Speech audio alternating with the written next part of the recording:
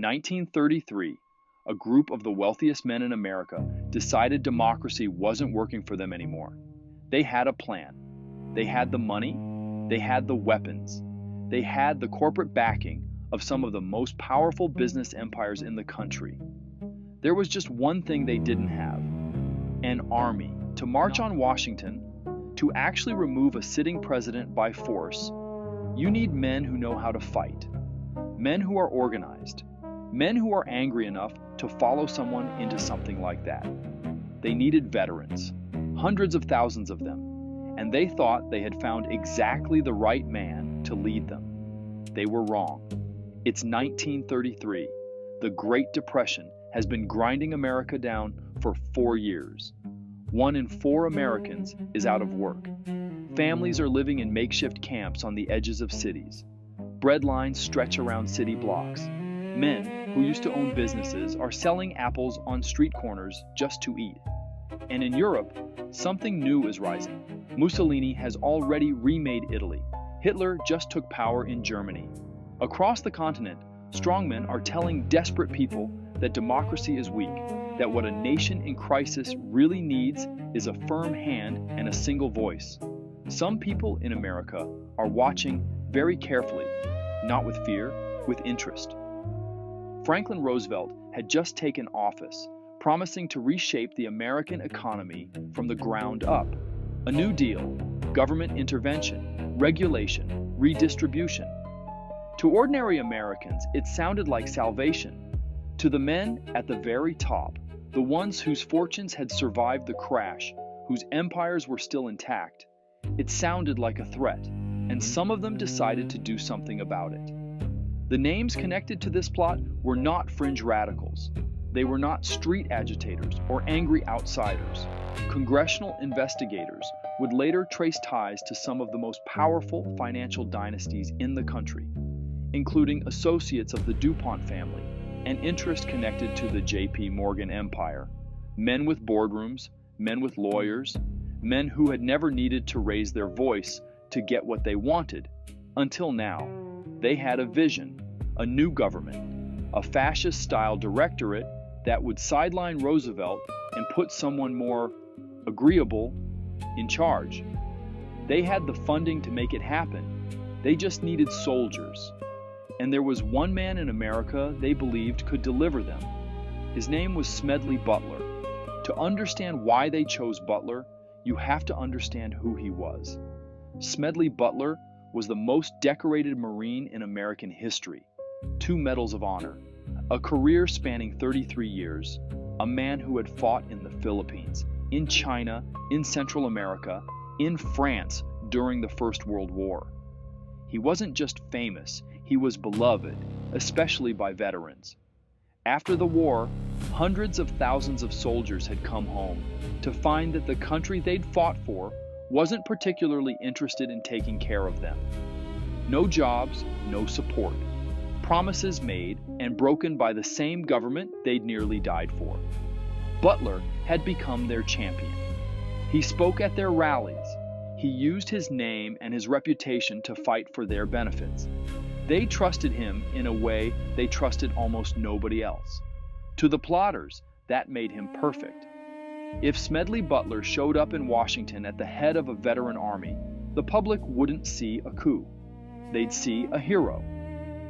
In the summer of 1933, a man named Gerald McGuire approached Butler with an offer.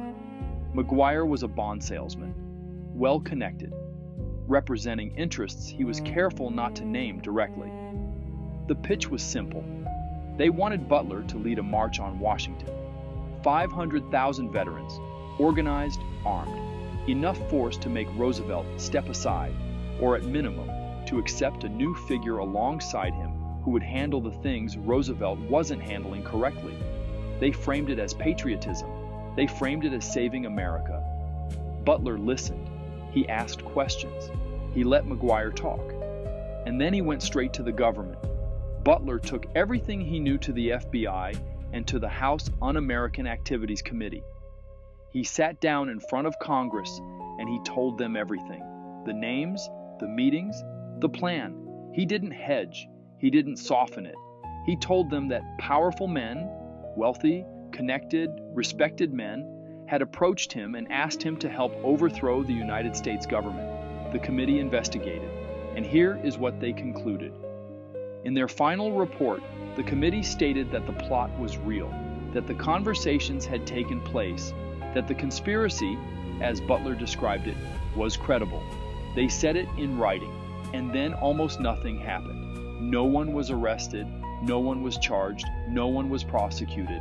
The men Butler named denied everything, and largely faced no consequences for doing so. The press, for the most part, treated the story as an embarrassment rather than a crisis. Some papers called Butler a publicity seeker. Some called him a crank. The story faded. The men went back to their boardrooms, and the most decorated Marine in American history spent years being quietly dismissed as a man who had imagined the whole thing. Here is what we know for certain. Smedley Butler was real. His testimony was real. The House committee investigation was real. Their conclusion, that a plot existed and was credible, is a matter of public congressional record. Gerald McGuire was real. The meetings happened. Here is what we can't fully prove. How far this actually would have gone, whether the men behind it had the will to see it through, whether 500,000 veterans would have actually marched, whether it would have worked. The full picture of who was involved, how high it really went, how much money was truly behind it, was never completely established. Key witnesses denied everything. The investigation had limits. Some of the most important names were never fully confirmed on the record. And here is what nobody ever really answered. Why did it stop there? The committee confirmed the plot. They named it credible. And then the prosecutions never came. The headlines faded. The men accused lived out long, comfortable, largely undisturbed lives.